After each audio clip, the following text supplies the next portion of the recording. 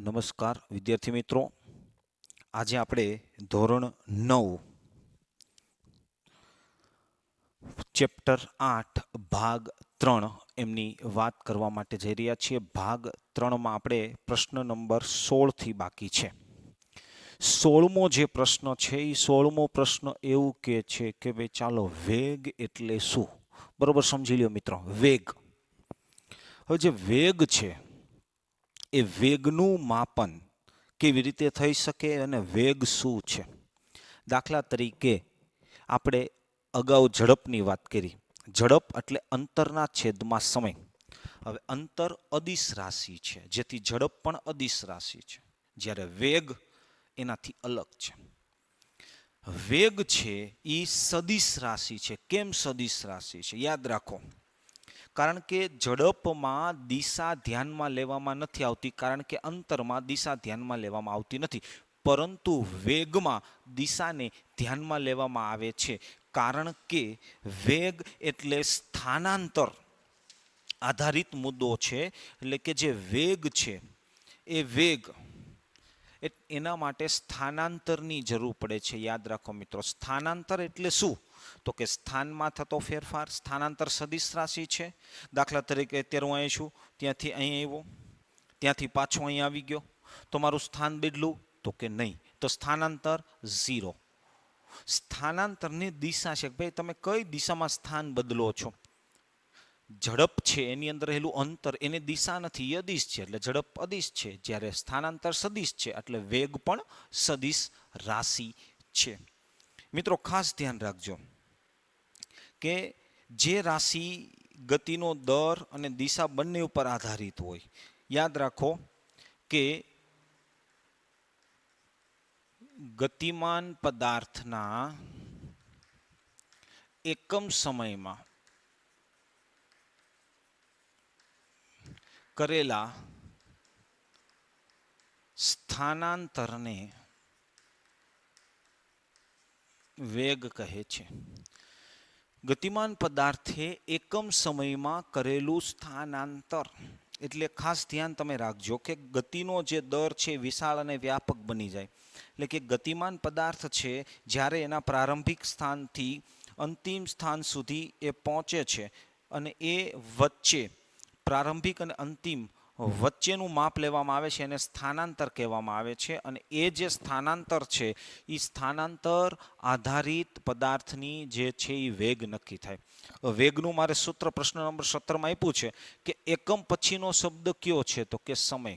હંમેશા યાદ રાખજો કે કોઈ પણ પ્રશ્ન હોય એમાં એકમ પછીનો શબ્દ છેદમાં આવે. એટલે જો મારે વેગનું સૂત્ર બનાવવું છે તો વેગ બરાબર એકમ પછીનો શબ્દ તો કે સમય છેદમાં, ત્યાર પછી કરેલું સ્થાનાંતર તો કે સ્થાનાંતર છે એ અંશમાં આવશે. એટલે કે વેગ બરાબર સ્થાનાંતરના છેદમાં સમય. સ્થાનાંતર વેગને આપણે v વડે દર્શાવી, સ્થાનાંતર એટલે ડિસ્પ્લેસમેન્ટ અને s વડે દર્શાવી, સમયને t વડે દર્શાવી. એટલે v બરાબર s ના છેદમાં t. એટલે કે વેગ બરાબર સ્થાનાંતરના છેદમાં સમય.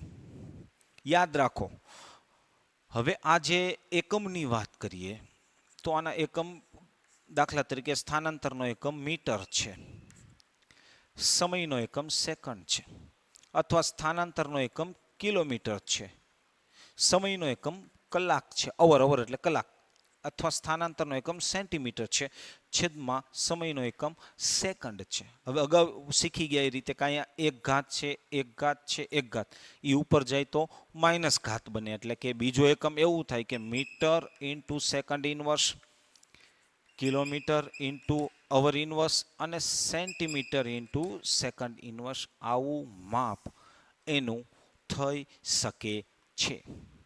મિત્રો આ હતી વાત વેગની, કે જેમાં આપણે સૂત્ર જોયું. હવે વાત આપણે કરશું મિત્રો સરેરાશ વેગ, 18મો પ્રશ્ન. હવે જે સરેરાશ વેગ છે, આ સરેરાશ વેગ માટે આપણે એક સામાન્ય રીતે સૂત્રની વાત કરીએ. એટલે હું એની વ્યાખ્યા નહીં લખું, સીધું સૂત્ર લખીશ કે સરેરાશ એટલે ઉપર શું આવે છે તો કે સ્થાનાંતર. સરેરાશ એટલે અહીંયા કુલ સ્થાનાંતર,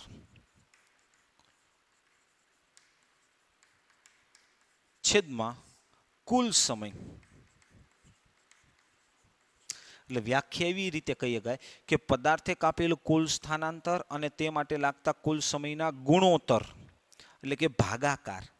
પદાર્થે ગતિમાન પદાર્થે કરેલું કુલ સ્થાનાંતર અને તે માટે લાગતા કુલ સમયના ગુણોત્તરને શું કહેવાય છે? સરેરાશ વેગ કહેવામાં આવે છે. હવે એના માટે આપણી પાસે એક દાખલો છે. દાખલા તરીકે આ એક સંખ્યા રેખા છે. હવે આ સંખ્યા રેખા અહીંથી શરૂ થાય છે. હવે જે સંખ્યા રેખા શરૂ થાય છે યાદ રાખો મિત્રો, આ સંખ્યા રેખામાં અત્યારે આ ઓ ઉગમ બિંદુ છે અથવા સંદર્ભ બિંદુ છે. હવે અહીંથી પદાર્થ ચાલવાની શરૂઆત કરે છે, બરોબર. ચાલતા ચાલતા ચાલતા ચાલતા ચાલતા ચાલતા અહીંયા પહોંચ્યા. અહીંયા પહોંચ્યા ત્યારે સમય શું હતો? તો કે T1. ત્યાં સુધીનું અંતર કેટલું કાપ્યું? તો કે x1 જેટલું અંતર એને કાપ્યું. હજી ત્યાંથી આગળ ચાલે છે. ચાલતા ચાલતા ચાલતા ચાલતા ચાલતા ચાલતા અહીંયા પહોંચ્યા. હવે અહીંથી તે શરૂ કરીને અહીં સુધીનું અંતર શું છે? તો કે x2. એટલું અંતર x2 છે. ત્યારે સમય કેટલો હતો? તો કે T2. અહીંયા સ્થાન x1 છે અને અહીંયા સ્થાન શું છે? x2 છે. એટલે આટલું સ્થાનને x2 કહેવાય અને આટલા સ્થાનને x1 કહેવાય. હવે T1 સમયે x1 સ્થાન ઉપર છે અને T2 સમયે x2 સ્થાન ઉપર છે. આ કેવી વાત થઈ કે ભાઈ 8 વાગે આપણે આટકોટમાં હતા અને 9 વાગે આપણે રાજકોટમાં હતા. યાદ રાખો કે x1 સ્થાન x2 સ્થાન ઉપર x અક્ષ દિશામાં, આ દાખલા તરીકે -x છે અને આ +x ની દિશામાં પદાર્થ ગતિ કરે છે. હવે વાત એવી છે કે ભાઈ સ્થાનાંતર કેટલું થયું અને એના માટેનો સમય કેટલો લીધો. ખાસ ધ્યાન રાખજો. હવે તમને ખબર છે કે પદાર્થનું પહેલું સ્થાન શું છે? તો કે x1. બીજું સ્થાન શું છે? તો કે x2. હવે સ્થાનાંતર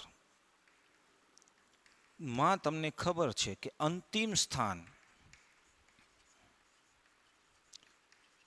માઇનસ પ્રારંભિક સ્થાન. એટલે જે સ્થાનાંતર થયું એને આપણે ડેલ્ટા x કહીશું. અંતિમ સ્થાન એટલે x2 અને પ્રારંભિક સ્થાન એટલે x1. આ જે માપ છે એ સ્થાનાંતરનું થયું. એવી જ રીતે સમયનું તમે ગણી શકો. ડેલ્ટા t બરાબર T2 માઇનસ T1. અંતિમ સમયમાંથી પ્રારંભિક સમય તમે બાદ કરી નાખો એટલે તમને કુલ સમયગાળો મળે છે. તો સરેરાશ વેગનું સૂત્ર શું છે? ચાલો સરેરાશ વેગ. સરેરાશ વેગને દર્શાવવો હોય તો VAV. V એટલે વેગ, AV એટલે એવરેજ. AV એટલે એવરેજ, એટલે એને સરેરાશ વેગ કહેવામાં આવે છે. VAV. ચાલો ત્યાંથી આગળ કુલ સ્થાનાંતર, તો સ્થાનાંતર ડેલ્ટા x કહેવાય. સમય, કુલ સમયને આપણે ડેલ્ટા t કહીશું. સમયમાં ફેરફાર એટલે તમે આમ પણ લખી શકો કે VAV બરાબર x2 માઇનસ x1 છેદમાં T2 માઇનસ T1. યાદ રાખો મિત્રો કે કોઈ પણ જે પદાર્થ છે એ પદાર્થનું સરેરાશ સ્થાનાંતર છેદમાં સરેરાશ કુલ સ્થાનાંતર છેદમાં લાગતો કુલ સમય, એને આપણે સરેરાશ વેગ કહીશું. દાખલા તરીકે હું એમ કહું કે ભાઈ એક વિદ્યાર્થી છે, ચાલો એ વિદ્યાર્થી પોતે સાયકલ લઈ અને ઘરેથી નીકળે છે અને આ સાયકલ લઈને ઘરેથી નીકળે છે, ફરતો ફરતો ફરતો મંદિરે જાય, મંદિરેથી સ્કૂલે જાય, સ્કૂલેથી ફારતો બગીચે જાય, પાછો અહીંયા ને અહીંયા આવી જાય. હા, એની જે ઝડપ છે એ 15 કિલોમીટર પ્રતિ કલાકની ઝડપ છે, પરંતુ એ પોતે જ્યાં હતો ત્યાં આવી ગયો. એટલે એનું સ્થાન ન બદલાણું. સ્થાન ન બદલાણું એટલે સ્થાનાંતર શૂન્ય. હવે જો સ્થાનાંતર શૂન્ય હોય તો વેગ પણ શું થાય? તો કે શૂન્ય થાય. તો સ્થાનાંતર શૂન્ય હોય તો વેગ પણ શૂન્ય થાય છે. હવે પ્રશ્ન નંબર 19ની વાત કરીશું મિત્રો.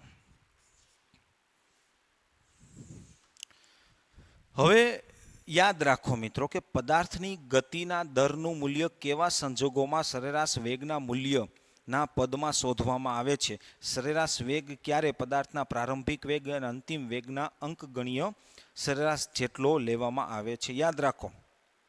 યાદ રાખો કે કોઈ પણ પદાર્થનો જે વેગ છે, કોઈ પણ પદાર્થનો વેગ એ બદલાય ક્યારે?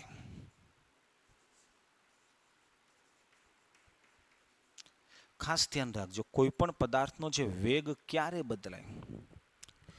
તો કે વેગ બદલાય એના માટેના બે કારણો છે. કાં સ્થાનાંતર બદલાય, કાં સમય બદલાય. ચાલો હવે વેગ બદલાય એના માટેનું મૂળભૂત કારણ એ છે કે વેગ ક્યારે બદલાય? તો કે કાં એક વેગનું મૂલ્ય બદલાય અથવા વેગની દિશા બદલાય અથવા વેગ એટલે કે ઝડપનું મૂલ્ય અને દિશા આ બધું જ બદલાય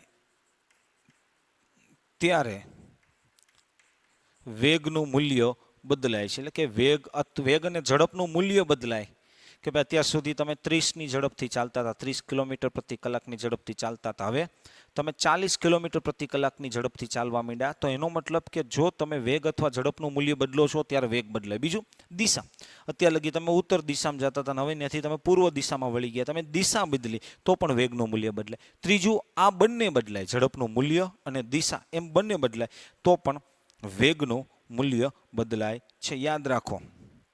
યાદ રાખો મિત્રો કે કોઈ પણ પદાર્થ છે એ ધારો કે બીજી કઈ રીતે તમે સરેરાશ વેગ, ધારો કે કોઈ પદાર્થ સુરેખ પથ ઉપર જઈ રહ્યો છે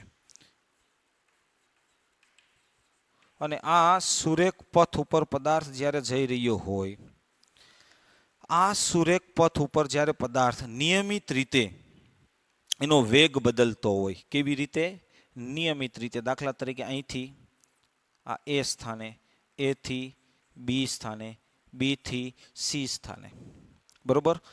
હવે આ ઉગમ બિંદુ છે, અહીંથી શરૂ કર્યું ત્યારે વેગ હતો 10 મીટર પ્રતિ સેકન્ડ, અહીંયા વેગ હતો 20 મીટર પ્રતિ સેકન્ડ, અહીંયા વેગ હતો 30 મીટર પ્રતિ સેકન્ડ. નિયમિત વેગ બદલાય, દરેક વખતે દરેક સમયગાળા માટે 10નો જ વધારો થાય છે.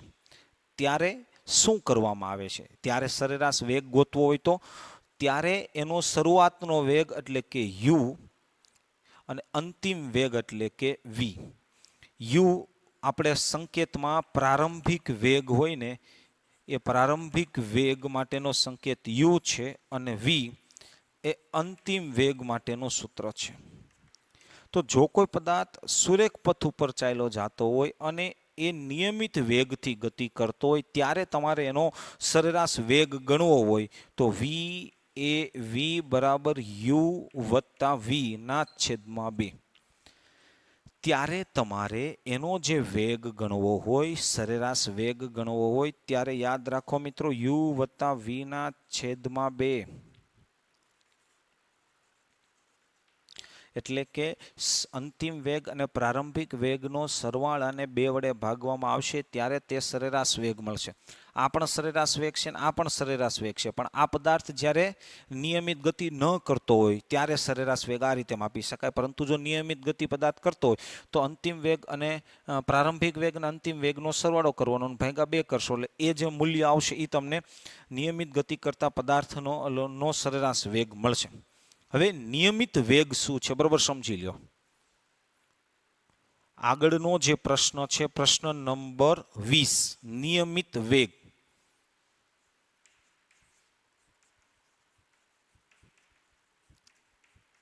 એટલે કે જો કોઈ, બસ આ જ વસ્તુ, જો કોઈ પદાર્થ, હવે અહીંથી એક સ્ટેપ આગળ, જો કોઈ પદાર્થનો વેગ સમયની સાથે અચળ જળવાઈ રહેતો હોય તો તે પદાર્થ નિયમિત વેગથી ગતિ કરે છે એમ કહેવાય.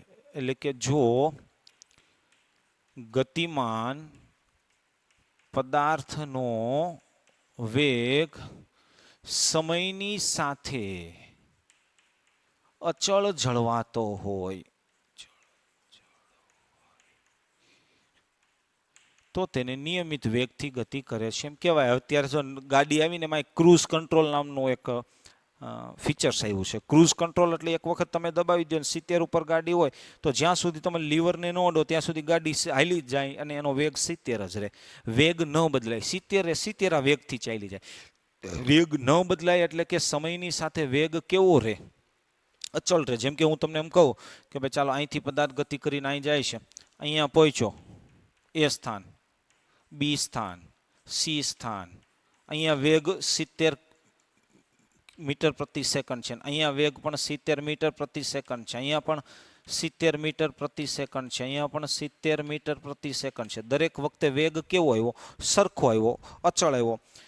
એટલે આ પદાર્થ નિયમિત વેગથી ગતિ કરે છે તેમ કહેવાય. હવે યાદ રાખો કે કોઈ પણ પદાર્થ નિયમિત વેગથી ગતિ કરતો હોય, નિયમિત વેગ શબ્દ તમારે ન વાપરવો હોય તો એના માટે બીજો શબ્દ છે અચળ વેગ. અચળ વેગી જે ગતિ છે એ ગતિ કરતા પદાર્થની શરતો છે. યાદ રાખો, પહેલી શરત, અચળ વેગથી જ્યારે પદાર્થ ગતિ કરતા હોય ત્યારે એની પહેલી શરત એ છે કે પદાર્થ અચળ ઝડપે ગતિ કરતો હોવો જોઈએ. પહેલી શરત છે કે પદાર્થ અચળ ઝડપે ગતિ કરતો હોવો જોઈએ. બીજું, પદાર્થની દિશા ન બદલવી જોઈએ.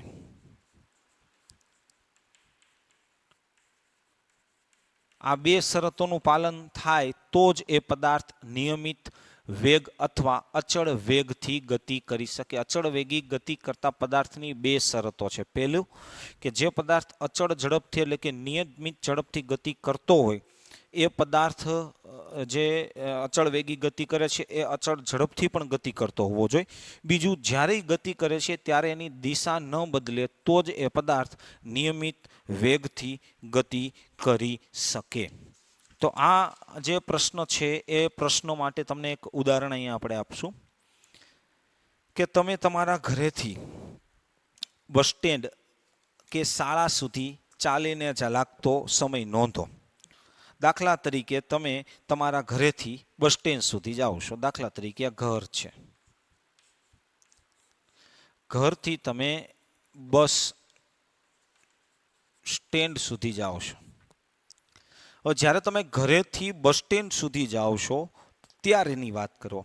તો કે જ્યારે તમે ઘરેથી બસ સ્ટેન્ડ સુધી જાઓ છો ત્યારે તમારો જે વેગ છે એ વેગ અથવા તમારી જે ઝડપ છે એ 4 કિલોમીટર પ્રતિ કલાકની ઝડપ છે.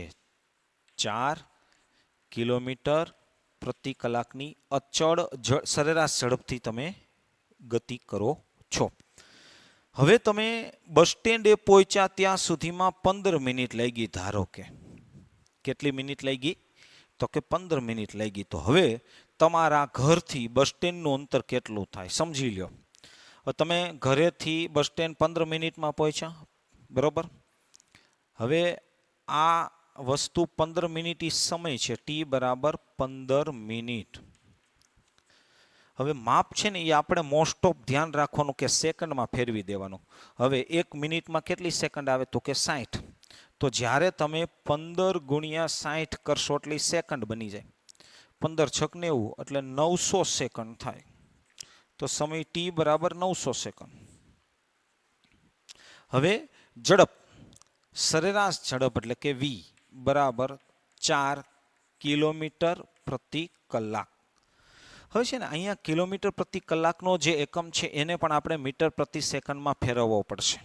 એટલે અહીંયા કાંઈ નથી તો 1, અહીંયા કાંઈ નથી તો 1, 4 ના 4, 1 કિલોમીટર. 1 કિલોમીટરમાં 1000 મીટર આવે. 1 કલાક, 1 કલાકમાં 3600 સેકન્ડ આવે. 0 0 0 0. 40 ભાગ્યા 36.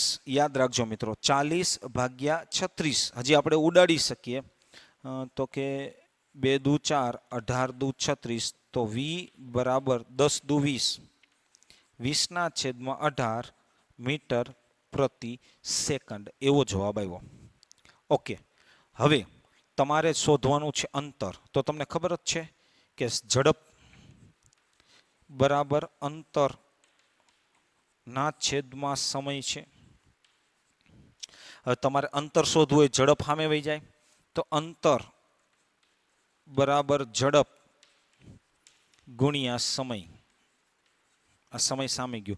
ચાલો ઝડપ કેટલી છે? 20/18.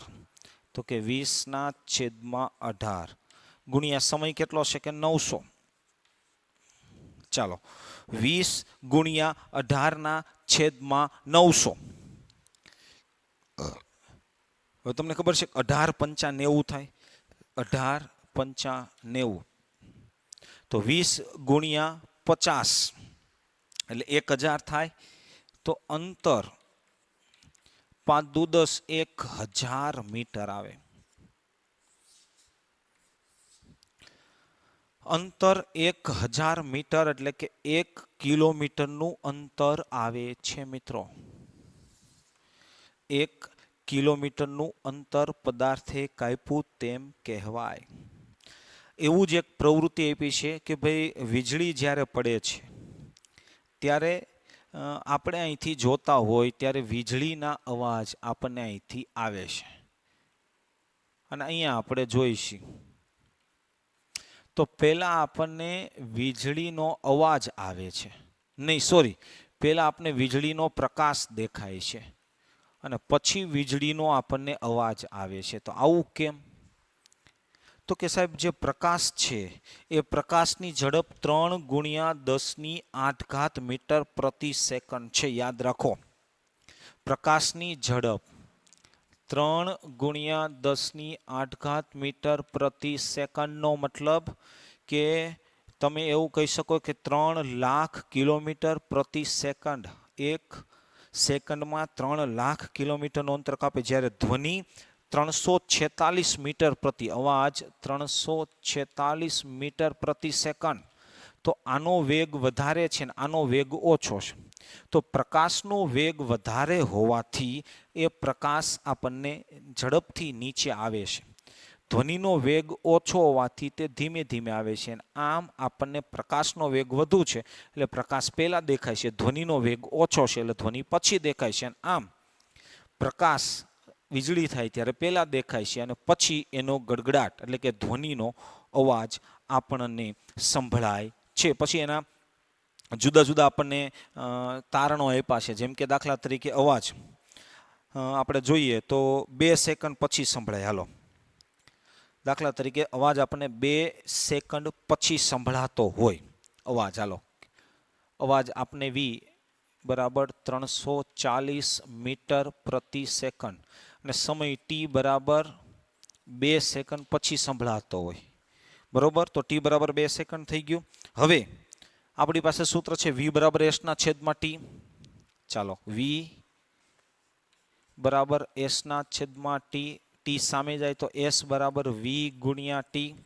તો v કેટલા છે? તો કે 346 છે v ગુણ્યા ટી કેટલા છે? તો કે 2. સમય ટી 2 છે. તો અહીંયા જો 6 દુ 12 નો બગડો વધી 1, 4 દુ 8 ને 1, 9, 3 દુ 6. તો s બરાબર 692 સેકન્ડ થઈ મિત્રો. કેટલી થઈ? 692 સેકન્ડ. તો આ વાત હતી પ્રશ્ન કે જ્યાંથી વીજળીનો અવાજ આવે છે ત્યાંથી વ્યક્તિ સુધીનું અંતર 692 હોય. એ જ રીતે પ્રકાશનું તમે માપ માપશો તો તમને એક ખ્યાલ આવશે કે બંને વચ્ચેનું અંતર તો સરખું જ છે, પરંતુ બંને વચ્ચેના વેગનો ફેરફાર થવાને લીધે પ્રકાશનો વેગ વધુ છે, ધ્વનિનો એટલે કે અવાજનો વેગ ઓછો છે. એટલે આપણને પહેલાં પ્રકાશ દેખાય છે પછી તેનો અવાજ સંભળાય છે. એવી જ રીતે પ્રશ્ન નંબર 21ની વાત કરશું. ઝડપ અને વેગ વચ્ચેનો તફાવત સમજી લ્યો. ઝડપ અદિશ રાશિ છે. ઝડપ અદિશ રાશિ છે જ્યારે વેગ સદિશ રાશિ છે. ઝડપને દિશાની જરૂર ન પડે, ફક્ત મૂલ્યની જ જરૂર પડે. જ્યારે વેગ દિશા અને મૂલ્ય બંનેની જરૂર પડે. ત્યાર પછી ઝડપનું સૂત્ર છે અંતરના છેદમાં સમય. જ્યારે વેગનું સૂત્ર છે સ્થાનાંતરના છેદમાં સમય. બીજું એમ પણ કહી શકાય કે ગતિમાન પદાર્થે એકમ દિશામાં કાપેલા અંતરને ઝડપ કહે છે. ગતિમાન પદાર્થે એકમ સમયમાં ચોક્કસ દિશામાં કરેલા સ્થાનાંતરને વેગ કહેવાય. હવે ઝડપ છે ને એ કાં તો ધન હોય અને કાં તો શૂન્ય હોય. ઝડપ ક્યારેય ઋણ ન હોય. જ્યારે વેગ છે એ ધન પણ હોય, ઋણ પણ હોય અને શૂન્ય પણ હોય. આગળ જતા આના ઉદાહરણો આપણે જોઈશું કે ઝડપ છે ને એ હંમેશા ધન અથવા શૂન્ય હોઈ શકે, પરંતુ વેગ એ ધન, ઋણ અને શૂન્ય ત્રણેય હોઈ શકે. બીજી એક વાત 22મા પ્રશ્નની અંદર છે કે ભાઈ કઈ પરિસ્થિતિમાં પદાર્થની સરેરાશ ઝડપ અને સરેરાશ વેગ એક સરખા હોય? કે જો પદાર્થ એક સુરેખ પથ ઉપર જતો હોય અને સુરેખ પથ ઉપર દિશાને બદલ્યા સિવાય સતત ગતિ કરતો હોય તો પદાર્થ નિયમિત ઝડપ અને નિયમિત વેગ બંને, એટલે કે સરેરાશ ઝડપ અને સરેરાશ વેગ બંનેના મૂલ્ય સરખા હોય. પછી એક બીજો પ્રશ્ન છે 23મો કે તમારે કોઈ પણ પદાર્થનું અંતર જાણવું છે તો એના માટે ઓડોમીટર આવે. ઓડોમીટર એટલે તમને ખબર હોય કે જેમાં આંકડા બદલતા હોય, 1 2 પહેલા લાવ્યો એટલે 0 0 0 0 પછી આંકડા બદલે એને ઓડોમીટર કહેવાય. અને ઉપર જે કાંટો છે ને સ્પીડોમીટર કહેવાય. એ સ્પીડ માપે છે. શું માપે છે? સ્પીડ. તો કોઈ પણ પદાર્થ જ્યારે ત્યાર પછીનો પ્રશ્ન છે 24મો કે જો કોઈ પદાર્થ છે એ સુરેખ પથ ઉપર ગતિ કરતા હોય ત્યારે આપણને ખબર છે કે જ્યારે સુરેખ પથ ઉપર ગતિ કરે ત્યારે તે નિયમિત વેગથી ગતિ કરે છે તેમ કહેવાય. તો આ વાત હતી પ્રશ્ન નંબર 24 સુધી. હવે પ્રશ્ન નંબર 25ના દાખલાની વાત આપણે કરીશું. તો મિત્રો આપણે 25મા દાખલાની વાત કરવાની હતી. પહેલાં મેં તમને માહિતી આપી કે અંતર જાણવું હોય તો ઓડોમીટર અને ઝડપ જાણવી હોય તો સ્પીડોમીટરથી એ જાણી શકાય છે. હવે આપણો 25મો દાખલો છે, હું તમને મૌખિક રીતે એ રકમ બોલું છું કે એક પ્રયોગ દરમિયાન અવકાશયાનમાંથી સિગ્નલ પૃથ્વી પર પહોંચે છે. જેમ કે આ અવકાશયાન છે અને આ આપણી પૃથ્વી છે. અવકાશયાનમાંથી સિગ્નલ પૃથ્વી પર પહોંચે છે. તો આ અવકાશયાન છે અને આ પૃથ્વી છે. અવકાશયાન પરથી પૃથ્વી પર સિગ્નલ પહોંચે છે. હવે અવકાશયાનથી પૃથ્વી પર સિગ્નલ પહોંચતા 5 મિનિટ લાગે છે. કેટલી મિનિટ? 5 મિનિટ. 5 મિનિટ લાગે છે, બરાબર. હવે પૃથ્વી પર ના સ્ટેશનથી અવકાશ વચ્ચેનું અંતર કેટલું હશે? હવે તમે યાદ રાખો કે પૃથ્વીથી અવકાશયાન વચ્ચેનો જે સિગ્નલ છે એનો વેગ આપણે આપ્યો છે 3 × 10⁸ મીટર પ્રતિ સેકન્ડ. વેગ એટલે v. 3 × 10⁸ મીટર પ્રતિ સેકન્ડ આપ્યો છે. સમય t બરાબર 5 મિનિટ આપ્યો છે. હવે આને સેકન્ડમાં ફેરવવું પડે તો 1 મિનિટમાં 60 સેકન્ડ આવે તો 5 × 60 કરો એટલે t બરાબર 300 સેકન્ડ થાય. હવે યાદ રાખો મિત્રો કે તમારે અંતર ગણવાનું છે. તમારી પાસે v એટલે વેગ છે, t એટલે સમય છે. તો સૂત્ર શું છે? તો કે v બરાબર s/t. s એટલે અંતર. હવે t સામે જાય તો s બરાબર v × t. ચલો v કેટલા છે? તો કે 3 × 10⁸. t કેટલા છે? કે 300. ચાલો 3 તેરી 9 × 10⁸. 2 મિનિટ આવ્યા × 10⁻². તો 9 × 10⁻10 એ આપણે માટે અંતર આવ્યું. એટલા મીટર. એસ એટલે કે અંતર બરાબર 9 × 10⁻10 મીટર જેટલું અંતર આવ્યું. અને આ જે અંતર માપે છે એ અંતર ઉપરથી આપણને એવું લાગ્યું કે અંતર 9 × 10⁻10 એટલે કે જો વેગ બરાબર અંતરના છેદમાં સમય આવશે. સમય સામે જાય એટલે વેગ ગુણ્યા સમય, વેગ ગુણ્યા સમય બરાબર s. s એટલે અંતર. અને આવી રીતે જો આ 3 તેરી 9, આ 8, પછી 2 મીંડા છે એટલે 10 ની 2 ઘાત, આધા સરખો ઘાતનો સરવાળો 8 ને 2 10. તો આ 25મો પ્રશ્ન ભાગ 3 માં અહીંયા વાત પૂરી કરીએ છીએ. તો ભાગ 3 ના દરેક પ્રશ્નો 2 વખત લખવાના રહેશે.